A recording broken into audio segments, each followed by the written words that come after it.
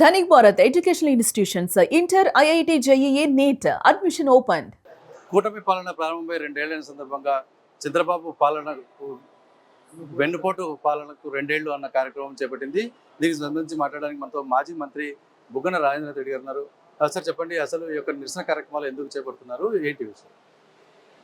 మోసపూరితమైన మాటలు చెప్పి, వాగ్దానాలు చెప్పి, అమాయక ప్రజలకు, పాపము పేదవాళ్ళందరికీ కూడా లేని ఆశ కల్పించి ఎలక్షన్లలో ఓట్లు వేయించుకొని దాని తర్వాత ఈరోజు గెలిచిన తర్వాత 2 సంవత్సరాలైనా కూడా చెప్పిన వాగ్దానాలు కానీ చెప్పిన మాటలు కానీ ఏ ఒక్కటి కూడా పూర్తి చేయకుండా అది పక్కన పెట్టి ఉన్న పరిపాలన విధానాన్ని కూడా చెడగొడుతూ, ఆరోగ్యశ్రీ చెడగొట్టి, ఫీ రీంబర్స్మెంట్ చెడగొట్టి, లిక్కర్ పాలసీ చెడగొట్టి, ఇంకోటి చెడగొట్టి, మామూలు సామాన్య ప్రజల జీవితాల్లోకి ఎంటర్ అయ్యి ప్లాట్లు వేసుకోవాలంటే డబ్బులు ఇవ్వాలా, అవినీతి పెంచి తహసీల్దార్ ఆఫీసులో డబ్బులు ఇవ్వాలా, సబ్ రిజిస్టర్ ఆఫీసులో డబ్బులు ఇవ్వాలా, అన్ని రకాల పరిపాలన విధ్వంసం చేసిన దానికి నిరసనగా 2 సంవత్సరాలుగా ప్రధాన ప్రతిపక్ష పార్టీగా ఈరోజు వెన్నుపోటు దినమని చెప్పి ముందుకు రావడం జరిగింది. ఎందుకంటే ఇప్పుడు ఇది రాజకీయం కాదు, ఇది ప్రధాన ప్రతిపక్ష పార్టీ బాధ్యతలో భాగంగా ప్రజలందరికీ కూడా తెలియజేయాలన్నమాట. తెలియజేసి ఇది వాళ్ళు చెప్పినది, ఇది వాళ్ళు చేస్తుండేది, ఇది మీరు తస్మాత్ జాగ్రత్త, మీరు అన్నీ గమనించండి, పబ్లిక్ రేపొద్దున రాబోయే ఎన్నికలు ప్రజాస్వామ్యం కాబట్టి జాగ్రత్త పడండి, మరొక్కసారి మోసపోవద్దండి అని చెప్పేసి తెలియపరుస్తున్నాం. అయితే వెన్నుపోటు సందర్భంగా మీరు మేనిఫెస్టోను కూడా కాల్చడం జరిగింది, స్థానికంగా ఉన్న సమస్యలను కూడా ప్రస్తావించడం జరిగింది. ఈ మొత్తంగా అంటే ఇక్కడ మీరు చేసిన అభివృద్ధిని కొనసాగించడం లేదని మీరు ప్రధానంగా విమర్శ చేస్తున్న నేపథ్యంలో ఎలాంటి అభివృద్ధి జరగలేదని మీరు భావిస్తున్నారు? ఇప్పుడు కళ్ళారా చూస్తే ఇప్పుడు ఇక్కడే ఉంది వాటర్ గ్రిడ్. ఇది ఎప్పుడు జనవరి 2024లో ఇనాగ్రేషన్ అయింది. ఇంతవరకు ఇది బేతంచెర్ల ఊరు బయట ఇది ఉంది.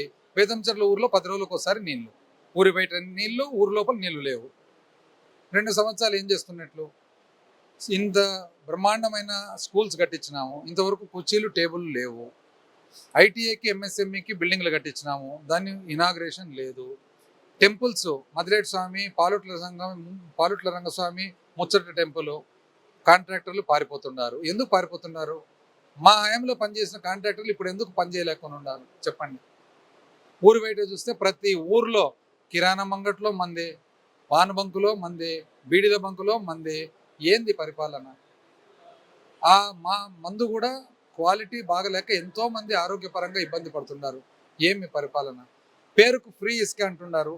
ఎందుకు 600-700 రూపాయలు టన్నుకు? ఫ్రీ కదా, ఫ్రీ అంటే ఫ్రీగా రావాలి కదా. ఫ్రీ అంటే బాడీకి ఒకటే ఉండాలి, బాడీకి కాకుండా ఇంకెందుకు ఫ్రీ? ఇప్పుడు పాత ఇసుక రేటుకు కొత్త ఇసుక రేటుకు తేడా లేనప్పుడు ఇంకా ఫ్రీ అనేది ఎక్కడ? అప్పట్లో ప్రభుత్వానికి ఆదాయం వచ్చేది కదా, ఆ ఆదాయం ఎక్కడ పోతున్నట్లు? ఈరోజు పెట్రోల్ డీజిల్ భారతదేశంలోనే హైయెస్ట్ ఉండే. ఎందుకు? కరెంటు బిల్లు డబుల్ అయ్యింది. ఎందుకు? అంటే మీరు అన్ని క్వశ్చన్స్ చేస్తున్నారు. గత ప్రభుత్వంలో కూడా చాలా సమస్యలు ఉండబట్టే ప్రజలు కూటమికి అవకాశం ఇచ్చారని చెప్తున్నారు. ఈ ముఖ్యంగా డిఎస్సి నేపథ్యంలో చేస్తున్న విమర్శలన్నీ కూడా సాహిత్యంగా లేవు, ఎలాంటి ఆధారాలు లేకుండా వేగంగా ప్రచారం చేస్తున్నారని టీడీపీ చెప్తుంది. స్ట్రైట్ ప్రచారమే. ఫస్ట్ ర్యాంక్ వచ్చిన వ్యక్తి ఎందుకు జాయిన్ కాలేదు? ఫస్ట్ ర్యాంక్ వచ్చిన వ్యక్తి ఎస్సీఆర్టీలో ఎంప్లాయీ ఎట్టున్నాడు? ఎట్లది? ఒక డిఎస్సి కండక్ట్ చేసే ఏదైతే వ్యవస్థ ఉంటుందో వ్యవస్థలో ఒక ముఖ్యమైన పాత్ర ఉన్న డిపార్ట్మెంట్లో చేసే పనికి ఎందుకు వస్తుంది? ఇప్పుడు ఒకవేళ పేపర్ లీక్ అనే మా డౌటు, పేపర్ అంటూ లీక్ అయితే ఎంతమందికి లీక్ అయిందో క్లారిఫై చేయండి మీరు వచ్చి. స్పోర్ట్స్ కోటాలో 400 ఇస్తారు. ఏం బేసిస్ మీద స్పోర్ట్స్ అంటే మీరు దానికి ఎట్లా పెట్టినారు? స్పోర్ట్స్ కోటా సర్టిఫికేట్ అంటే ఎవరైనా తెచ్చుకుంటారు సర్టిఫికేట్. దానికి ఏమైనా పద్ధతి ఉందా?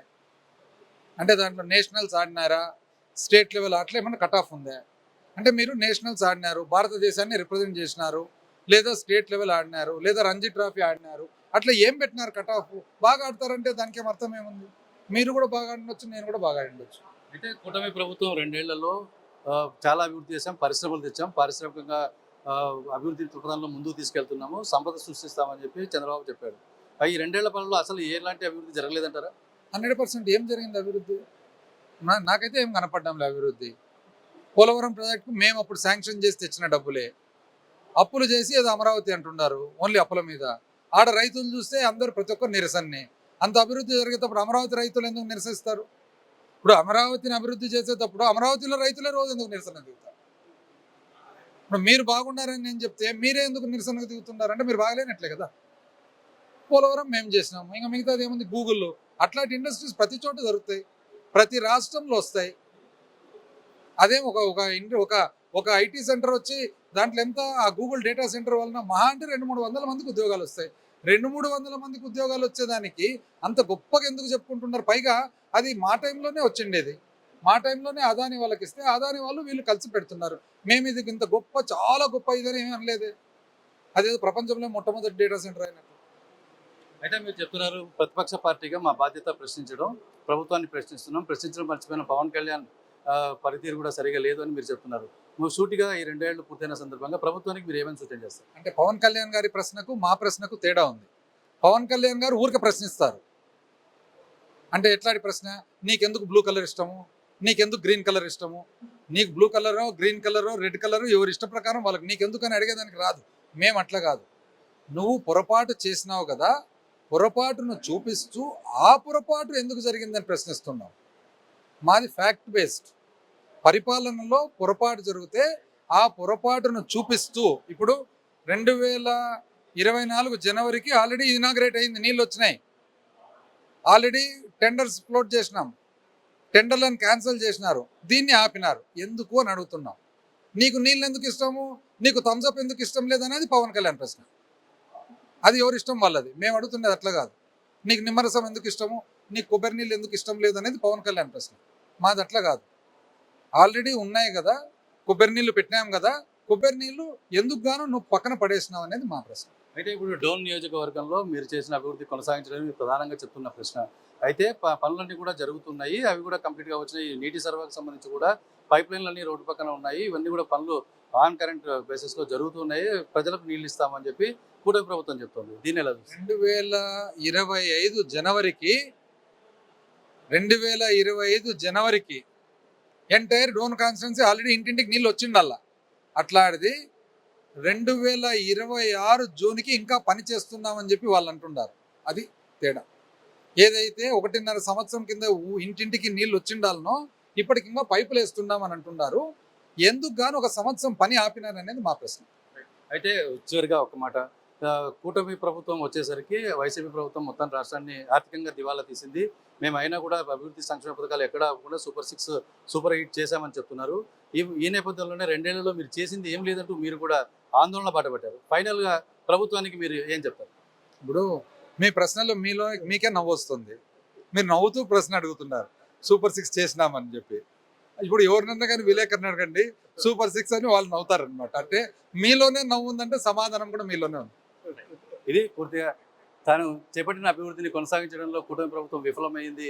ప్రశ్నించడం మా బాధ్యత కాబట్టి ప్రతిపక్షంగా మేము ప్రశ్నిస్తున్నాం. ప్రజలకు సరైన సేవలు అందించడం, ప్రభుత్వం నుంచి అన్ని రకాల కార్యక్రమాలను చేపట్టేలా చేయడం అన్నది మా బాధ్యత అని బుగ్గన రాజేంద్ర చెప్తున్న పరిస్థితి.